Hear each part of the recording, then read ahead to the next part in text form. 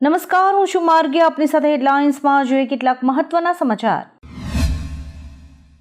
કતારમાં US base પર ઈરાની હુમલા બાદ એર ઇન્ડિયાએ તાત્કાલિક અસરથી પશ્ચિમ એશિયા, યુરોપ, ઉત્તર અમેરિકાના પૂર્વી કિનારાની તમામ ફ્લાઇટ્સ સ્થગિત કરી દીધી છે. ઇન્ડિગોએ Dubai, Doha, Bahrain, Dammam, Abu Dhabi, Kuwait, Medina, Fujairah, Jeddah, Muscat, Sharjah, Riyadh, Ras Al Khaimah અને તિબિલિસી માટે ફ્લાઇટ્સનું સંચાલન બંધ કરી દીધું છે. તણાવપૂર્ણ પરિસ્થિતિઓને કારણે એરલાઇન્સે આ નિર્ણય લીધો છે. Punjabi film Sardarji 3નું trailer release થયું ત્યારથી જ દિલજીત દોસાંઝ ટ્રોલર્સનો શિકાર બન્યો છે. ભારતમાં પાકિસ્તાની કલાકારો પર બેન હોવા છતાં પાકિસ્તાની અભિનેત્રી હાનિયા આમિર સરદારજી 3માં જોવા મળશે. આવી સ્થિતિમાં FWICEએ દાવો કર્યો છે કે જો ફિલ્મ રિલીઝ થશે તો દિલજીત ઉપર પણ બેન મૂકવામાં આવી શકે છે. જોકે ફિલ્મ નિર્માતાઓએ કહ્યું છે કે આ ફિલ્મ ભારતમાં રિલીઝ નહીં થાય.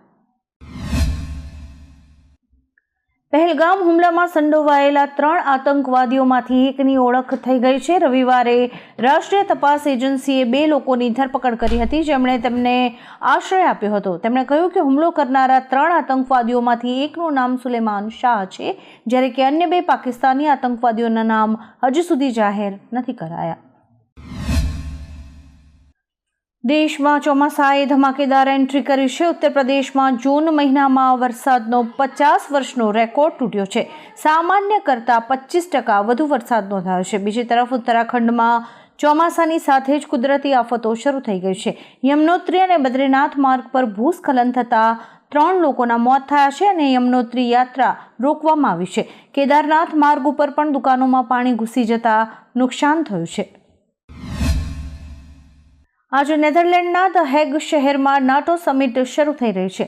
76 વર્ષ પહેલા બનેલું અને અમેરિકાના જોરે વિશ્વનું સૌથી શક્તિશાળી સૈન્ય સંગઠન નાટો હાલ તેના સૌથી કપરા સમયમાંથી પસાર થઈ રહ્યું છે.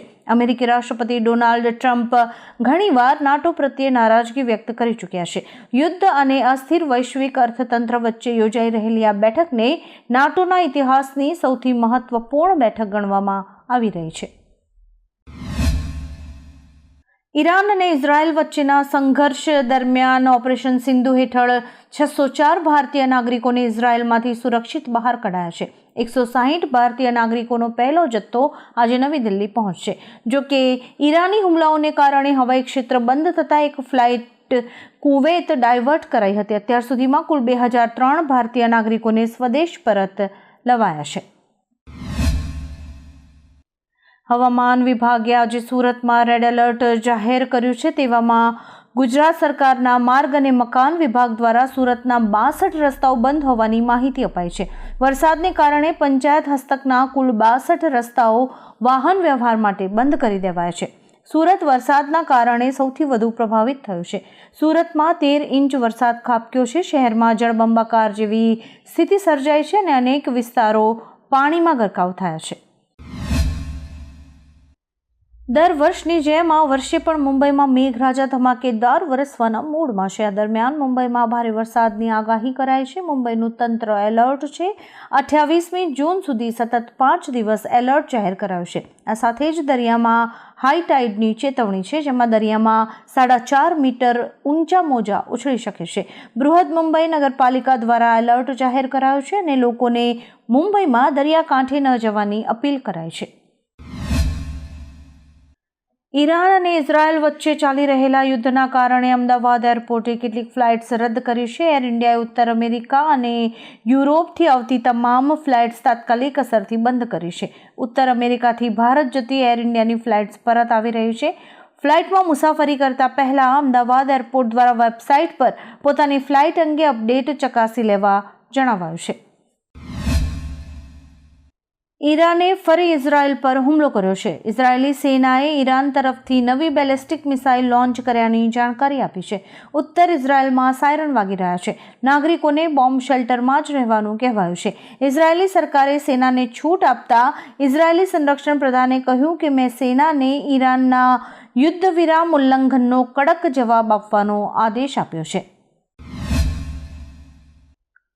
હવામાન વિભાગની આગાહી અનુસાર પડેલા વરસાદને કારણે છોટા ઉદેપુરમાં જનજીવન પ્રભાવિત થયું છે. પાવી જેતપુરમાં 2 કલાકમાં 2.5 ઇંચ વરસાદ વરસ્યો છે. ભારે વરસાદથી દુકાનો અને શાળા વિસ્તારમાં પાણી ભરાયા છે. બોડેલી વિસ્તારમાં પણ મુશળધાર વરસાદની અસર જોવા મળી રહી છે. પ્રી મોન્સૂન કામગીરીની યોગ્યતા અંગે પણ પ્રશ્નો ઉઠી રહ્યા છે. વહીવટીતંત્ર દ્વારા પરિસ્થિતિ પર નજર રાખવામાં આવી રહી છે. ચૂંટણી પંચે રાહુલ ગાંધીને આમંત્રણ આપ્યું છે. વાત એમ છે કે ગયા વર્ષે યોજાયેલી મહારાષ્ટ્ર વિધાનસભા ચૂંટણીને લઈને લોકસભામાં વિરોધ પક્ષના નેતા રાહુલ ગાંધીએ આક્ષેપો કર્યા હતા. મહારાષ્ટ્ર વિધાનસભા ચૂંટણીમાં ચૂંટણી ગોટાળાના ચૂંટણી પંચ ઉપર આરોપો લગાવાયા હતા. જોકે ચૂંટણી પંચે આરોપોને ફગાવી દીધા છે. આરોપો સંબંધિત મુદ્દાઓ પર ચર્ચા કરવા માટે રાહુલ ગાંધીને તેમણે વાતચીત માટે આમંત્રણ આપ્યું છે. રાજ્યમાં અનેક જગ્યાએ ભારે વરસાદ પડી રહ્યો છે. ભારે વરસાદને પગલે દાહોદના વસ્તી ગામે વિનાશક દ્રશ્યો સર્જાયા છે. લોકોના ઘરોમાં કમરસમાં પાણી ભરાયા હોવાના દ્રશ્યો સામે આવ્યા છે. કોરિડોરમાં પાણીના નિકાલ માટે કોઈ જ યોગ્ય વ્યવસ્થા નહીં કરાતા ઘરો અને ખેતરોમાં પાણી ભરાયા છે. દાહોદની નાની હાંડીમાં રોડ પર પાણી ફરી વળતા હાલાકી પડી રહી છે. રોડ પર પાણીમાં લોકો જીવના જોખમે રસ્તો પાર કરવા મજબૂર બન્યા છે. છેલ્લા 24 કલાકથી રાજ્યમાં ધોધમાર વરસાદ વરસી રહ્યો છે. ત્યારે હવામાન શાસ્ત્રી અંબાલાલ પટેલે વરસાદને લઈને આગાહી કરી છે. અંબાલાલ પટેલની આગાહી મુજબ દક્ષિણ ગુજરાતમાં ભારેથી અતિ ભારે વરસાદ પડી શકે છે. વધુમાં અંબાલાલ પટેલે એવી પણ આગાહી કરી છે કે 26 જૂન બાદ બીજી એક વરસાદી સિસ્ટમ પણ નિર્માણ પામશે, જેના કારણે 26 થી 30 જૂન વચ્ચે રાજ્યમાં ફરી એકવાર ભારે વરસાદ પડી શકે છે.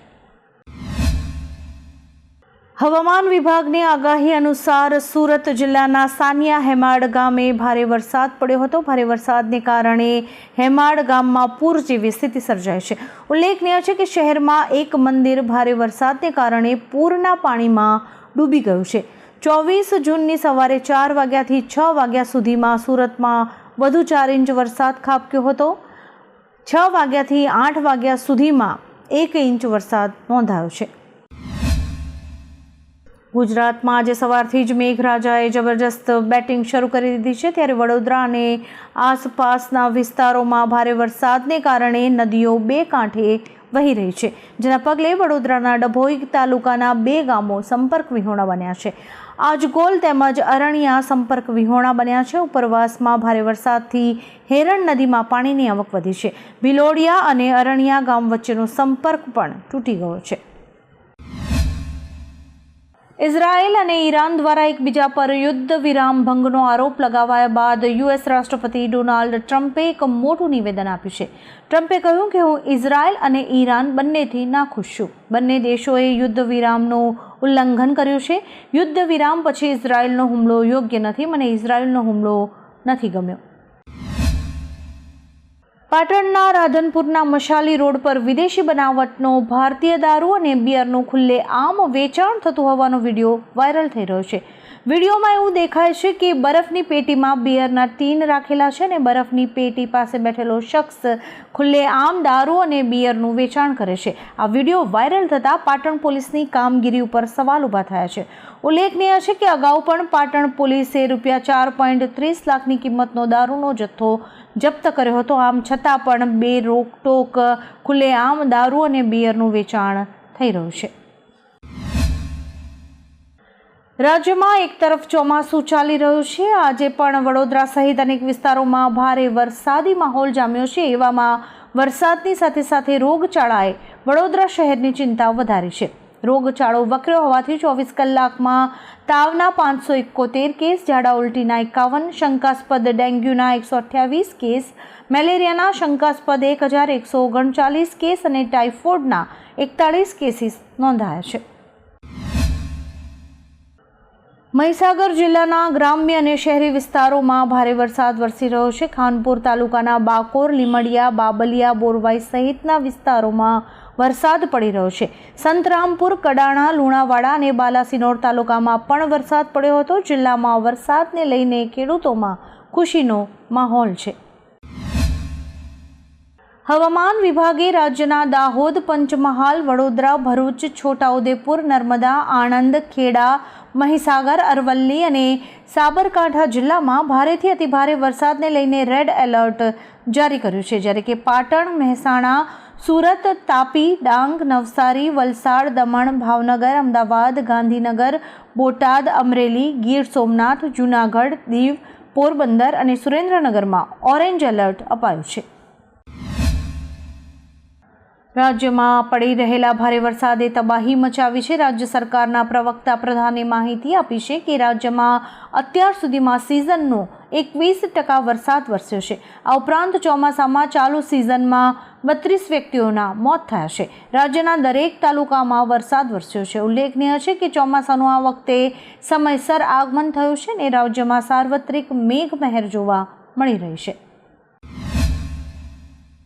સુરતના માથે આકાશી આફત વચ્ચે આગ લાગી હોવાના સમાચાર આવ્યા છે. પેપર મિલમાં આગ લાગી હોવાના સમાચાર છે. માંડવીના તડકેશ્વરમાં પેપર મિલમાં ભીષણ આગ લાગતા દોડધામ મચી ગઈ હતી.